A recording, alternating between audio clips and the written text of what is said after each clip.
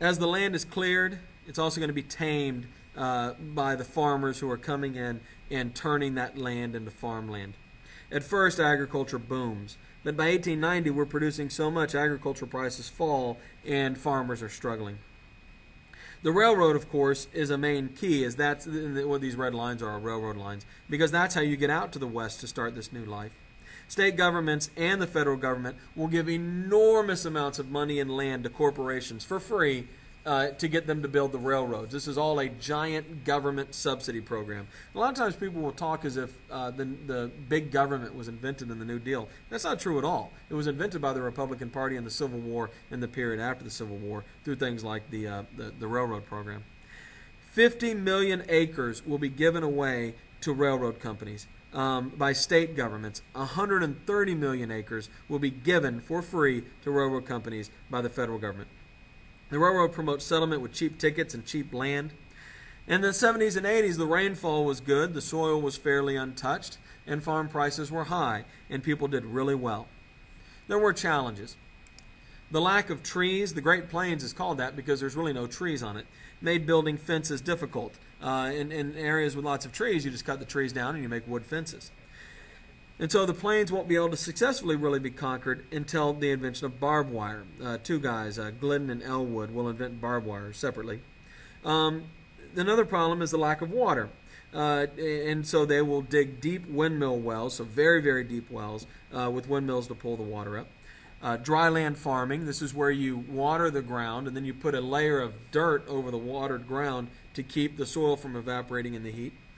They grow drought-resistant crops, and sometimes that means crossbreeding crops until you make a variety that doesn't need as much water. What they really need is large-scale irrigation, but unlike the giant transcontinental railroad, which is done by large corporations, the government is unwilling to subsidize irrigation for individual farmers. When the rain stops in the 1890s, the farmers are destroyed. Farmers live in debt constantly. You borrow the money now to get through the next crop. And so if you start to have bad crops, you can't pay off your debts, you lose your land.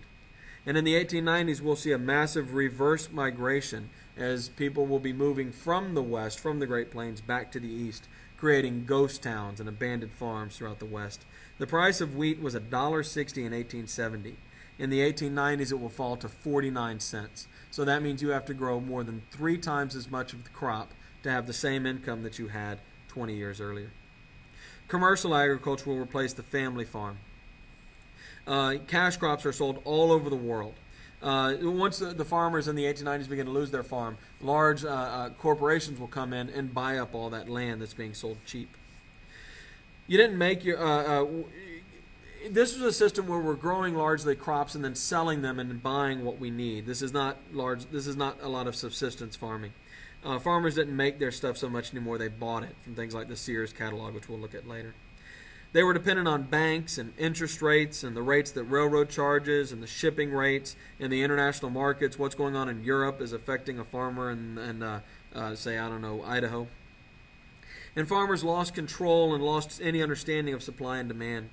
In the 1880s, worldwide agricultural production begins to go up and up thanks to increases in technology.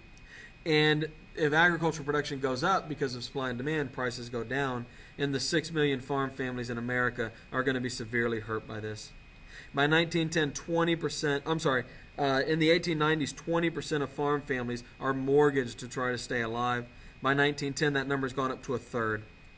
In 1880, 25% of farms are operated by the people who own the land. By 1910, 25% of farms are not operated by people on the land. They're tenant farmers. By 1910, that number is up to 37%. A few farmers got very rich and created large farming empires. Most farmers just got poorer and poorer in the 1890s and 1900s. Farmers are unable to understand global supply and demand. They hate the railroads because of the high rates of freight. They hate the banks because of the high interest rate, and they believe that the problem is there's not enough money into circulation. Farmers demand inflation. Railroads charge different rates by region or crop, so they'll charge one person something for growing wheat and a different person something for growing corn. They control the grain elevators where the wheat is stored when it's before it's shipped, and the warehouses where it ends up after it's shipped. and they price gouge. The banks charge 10 to 25% interest on farmers, and as farm prices fall, nobody can pay their debts, and people lose their farms in huge numbers. The farmers will come to believe that the railroads, the banks, and the eastern businessmen were intentionally inflating prices at planting time to make loans at high rates, and then dropping the prices at harvest time, so when the farmers go to sell their crop, they don't get anything for it. And this was true. This was a giant scam being perpetrated by these large corporate interests on the farmers. They jack prices up at planting time and then drop prices at harvest time. Manufacturing is not as affected due to world markets because the politicians have put huge tariffs on manufactured goods, but those tariffs didn't exist on farm goods. So the government is protecting the manufacturers, but not the farmers. So when the prices dropped, the things the farmers needed to buy, those prices remained high because they were protected by tariff, and this further added to the crisis of the farmers. We're going to look at the politics of this in a couple of chapters down the road when we talk about the Grange and the populist movement.